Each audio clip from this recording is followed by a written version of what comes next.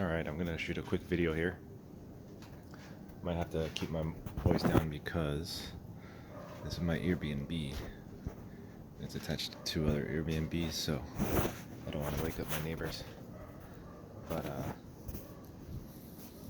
yeah, I just did a quick shave. Had a pair of scissors and I was just using my phone as a mirror. But anyway, so I don't know what I'll title this video.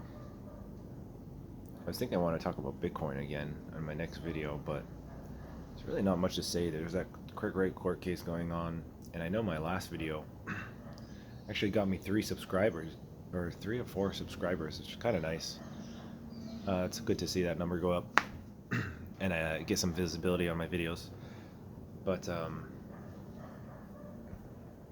yeah, this video may not be so focused on Bitcoin SV, because even though I know there's an audience out there who has done a lot of research on Bitcoin, you just have to move on in life. Like, sometimes it's not wise to put so much of your time into Bitcoin SV or cryptocurrencies or all this nonsense.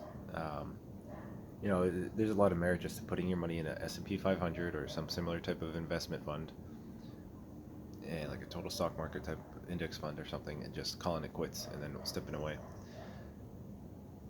And I think that's not important, or that's not thought of enough with a lot of people. First off, most people don't know anything about investing. So when they don't have a nest egg, they're not able to get a nest egg, and they're not able to invest high amounts into Bitcoin SV or any type of cryptocurrency or index fund or real estate or et cetera, et cetera.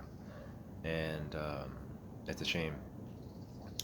I converted a lot of my wealth from Bitcoin because when I was younger, I was still learning about it, like a revolutionary technology. I was feeling disenchanted with governments. Now that I'm a little bit older and I've more traveled, I can see the importance of being just a global human being, and understanding how governments are, understanding how money works. And yeah, Bitcoin SV is probably the best money supply that we've ever seen on the face of the planet, to be honest. But how much of your time are you going to devote to watching more Craig Wright videos? How much of your time are you going to keep watching these people like all these crypto people? I don't even want to mention their names, but there's so many crypto people out there. And when I first learned about Bitcoin and Bitcoin SV and Bitcoin Cash and that whole debacle, I spent a lot of time researching all these people. But I want to say I've graduated, I've moved on. And even this Craig Wright court case, I've already moved on. I might tune into the Gavin report every once in a while, see what's going on, just to be aware if it's over. But I just want the thing to be over. I just want to hit the fast forward button, see that Craig Wright case be over, and move on with my life, because I'm here right now. Like, I don't know if you guys realize this, but you can go to other countries and just get the craziest experiences. Right now, I'm just here chilling in the Philippines. This is Angeles, Philippines. And next month, I will also be in Okinawa, Japan, the place with the longest living people on the planet. So I went from one country, which this one country, I mean, the Philippines is amazing. I've already had so many great experiences here, and it's just so interesting, from the traffic in Manila to the girl I've met, to the food, to the hospital people. Today I locked myself out of my building unit, and then I realized, like, oh man, I need to get back in. This window had been open, had not been locked for the longest time. Like, there is a security camera over there, so I'm being watched as I make this video and you guys watch. But I locked myself out, and I talked to some construction worker. They're just some great, good people, like straight up good, hospital, nice people. And that is just such a culture shock coming from the United States. Like, the guy was like, yeah, I'll help you out. And then later I found the Airbnb host, or the spouse of the Airbnb host. He helped me out. No problems. Like, I don't really have to worry about my stuff at all. I don't have like mental baggage like I did in Colombia, or even I can see how much safer and nicer this place is, more trusting than the United States. And I want to say that's probably because they're so stoked in Christianity. Comparatively, I mean, compared to the United States, and it's a culture shock. And right now I'm listening to some bats. I've also learned the word for bat. It's peniki. I can kind of hear them. I don't know if you guys can hear them. Sound like little. I don't know how to make that noise, to be honest. It's like a little deep, dark chirp or something. Anyway, they're using echolocation, which is so cool. I mean, I've seen bats in like museums or something in the United States, but I've never just seen them part of nature. I mean, it's really cool. Like, you don't get these experiences elsewhere. It's also nice that I'm awake. This is late at night. It's 2:30 a.m. right now. I'm the only one here, and it's just nice. You know, the breeze is very nice. I know the Philippines is hot, but when you're awake at nighttime, it's actually 21 degrees. It's perfect temperature. So this place, even if you work from the United States, actually really nice. And I didn't expect that. You know, changing my time zone to be awake at night. Who does that, right? Everyone wants to be awake during the day, but it's really hot during the day. So it's nice to just sleep through that phase of the day and maybe put on a little fan or an AC or something. Keep yourself cool. You know, dress in your birthday suit and skip the day. Enter the night. It's nice and breezy. Everyone's nice. You don't have to worry about getting mugged or robbed. And then it's just so close to Japan as well. So it's going to be interesting to see Japan. I would love to buy like a little property here or something, but they're just too expensive. Rightfully so, but you know, rather than buy property, I could just keep my money in the index funds, consider that my property, and just take a little bit of dividends or work, and just, you know, live passively that way. I think especially if my dividends balloon to be, or my net worth or whatever balloons to be like multi-millionaire, you know, I'm totally content in staying in a $20 a day, you know, one bedroom Airbnb, and I could even rent. Like I was talking to a local, and he's like, "Yeah, I have my wife and my kids, and I ride a folding bike, and I pay $180 a month for I think it's like a 3-bedroom apartment, and he has like 5 kids. I mean, hey, he makes it work, and he, you know, lives a simple life. All you need is rice and beans, and really make it work." And just experiences like that, like, you just gotta cherish them. I would never. I'm really glad I read that book, Die with Zero, because I don't think I would have ever pushed myself to go travel if I didn't read. That book really was good.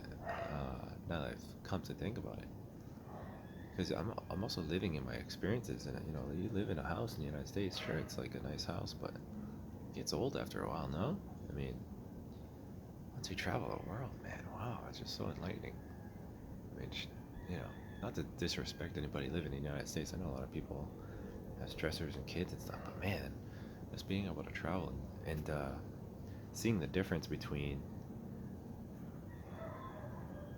the depression of the United States, I kind of forgot about it.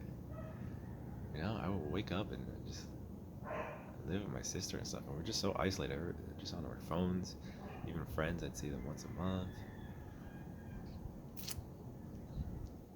Even though everyone speaks your language, you know, they have all their issues. Like, date a girl and she's got student loan debt, and no job, no aspects, no career, and she's demanding. I mean, I love hanging out with my friends back in the USA, but man, it is nice also to travel. So I think it'll be nice. The great thing about travel is you can just go back home. So, so yeah, if you think I'm focused on Bitcoin right now, no, not at all. I mean, I've already written a large amount of code to get an app going, and the only reason that app really hasn't been going is because there needs to be more visibility on Bitcoin SV, and I need it for how I want to live my life. I don't want to be putting my all my time and energy into one basket. And I've seen other people in the Bitcoin space. I've worked with some people just online, just for fun. Maybe I sign a few NDAs or something, but it's really nothing. I mean, nothing matters until it has attention, until it's got attention by the masses. And it'll be a lot easier for my stuff to take off once there's attention. And who knows? Maybe I will. I basically written so much code, and I have so many GitHub commits, and I also have videos of me programming that, and I'm also getting better at speaking, and just in general, I have money rolling in from my day job, and life just seems so effortless. And even if I want more money, rather than focus on Bitcoin, I remember I went through a phase where I just had 2 full-time jobs, did the whole overemployed thing, and it just made, when I was making money that way, it just made me think like, man, I spend all my time thinking about this Bitcoin stuff. How would I be productive? How about you stop watching these YouTube videos talking about, listening to all these guys talk about on and on about cryptocurrency. Maybe one day you're gonna get rich, blah blah blah. Man, I remember I joined one. I accidentally joined like a Discord server with some like BTC people, and or the crypto bros or whatever, and they're just like, yeah, man, one day we're gonna get rich, we're gonna be the bros, and yeah, it's gonna be all amazing. And meanwhile, you could just make so much more money just going to a minimum wage job, even going in your bicycle and just delivering pizzas. Maybe you don't live in a city that's like Boston or something, where it's like you can make money just by delivering pizzas. And I get it, there's real estate prices, where you're gonna live. I was lucky because I just have parents and family there. But hey, you got to take your advantages in life. But yeah, are you gonna keep watching these stupid, pointless YouTube videos? Watch another cat video? Scroll through TikTok, Instagram, all these social media things that are just taking your time and giving you no money, no autonomy? Or are you gonna enjoy life? Are you gonna go to Okinawa? Are you gonna travel? Are you gonna get some online digital nomad type of job? Are you just gonna learn? Are you gonna have skills? Are you gonna have experiences? Are you gonna meet beautiful women? Are you gonna talk very kindly and lovingly with everybody you meet? Are you gonna change your life in a profound way and unplug from other people trying to tell you how to live? Or I was even considering like, hey, maybe I should buy a home, because yeah, I want to grow my net worth. I want to have like rental income. That sounds amazing. And it's just a joke. It's just a tangible asset. You compare it to the stock market, and the stock market outperforms it by,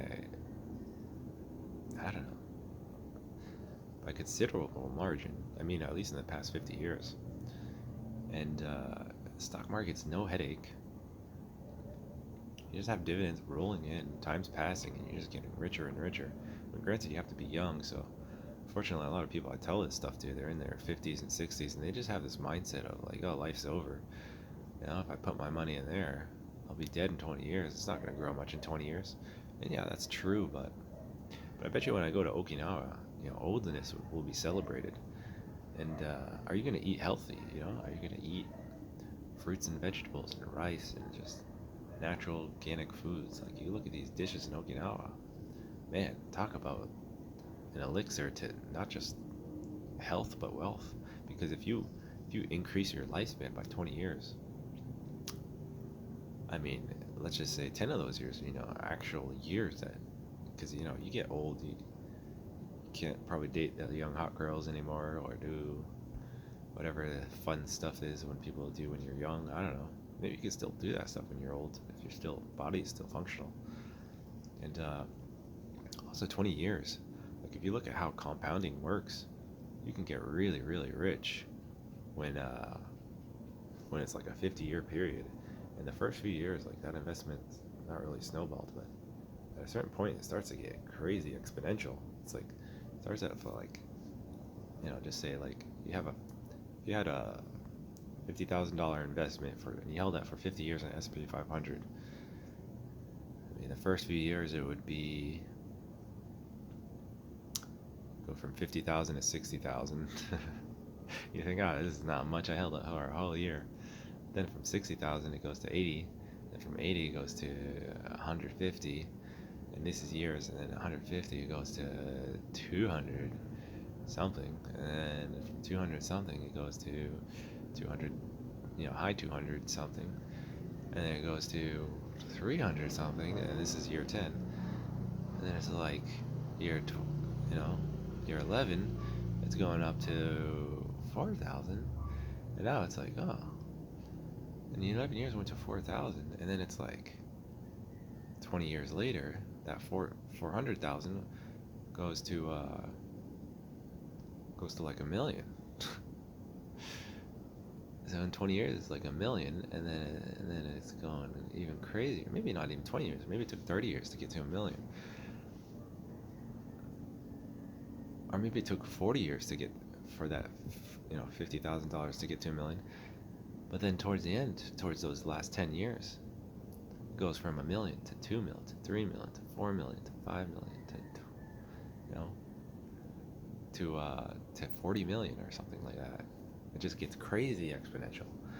So imagine if you're that rich and wealthy towards the end, and maybe you have a family, and maybe you write a will, or maybe you're doing a church organization, or maybe you start a business.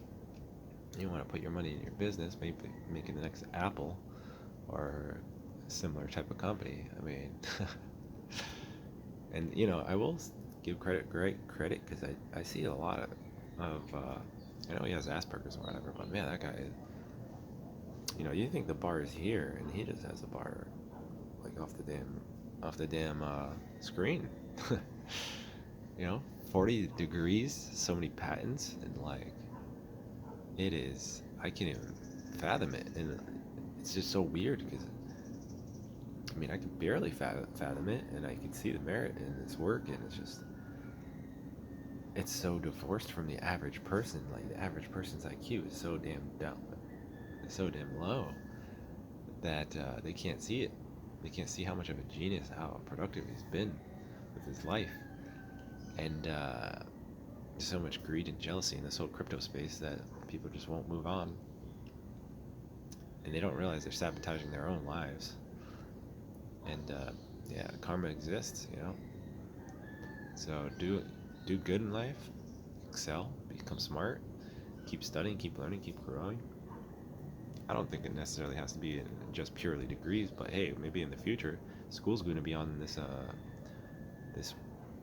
company I'll make called Individual Institute, or Indivinst for short.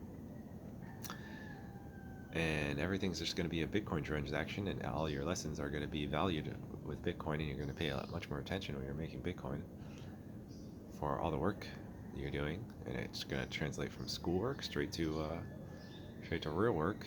And you could probably have like a 12-year-old working on the next Nintendo game, and all the transactions and company proceeds and stuff are just all automated, and the world's becoming a much better place. And it could be the next revolutionary technology that we're missing. The next thing after ChatGPT, maybe it even actually accelerates AI, because if I make my business and everybody starts uploading bits of data to my app, or to the Bitcoin blockchain, AI is going to scrape that data, find it valuable, create more create more answers based off all the data it scraps. And it could even pay people to do that selection, to formulate the AI in a specific way. We can have multiple competing AIs, and but yeah, I mean, you never know what the future is going to hold. And just to really organize all the data in the world, like, it's going to be so much easier to shift through what needs to be done. Right now we're living in kind of like a stone era, like a Stone Age era. We got some technology, but it could really be honed, and we could really figure out what the valuable stuff is to focus on, and really get the instant knowledge and information just like at a really rapid rate, if we would just yeah. Anyway, I don't want to keep going on, but obviously this vision these dots that I've connected, they're not going to be done anytime soon. So better to work small and enjoy life in the process. Don't get too caught up in the future. You got to enjoy the present. So yeah, that's what I'll continue to do. And yeah, thanks a lot for watching. And stop watching all these videos. I mean, if you made a 20-minute video, I got a question. Should you have watched this? Not many people on YouTube would say that. A lot of people want that ad revenue. I don't get my money through YouTube in that way. So anyway, it's a 20-minute video, so I don't want to make the upload too long. But yeah, thanks for watching, and take care.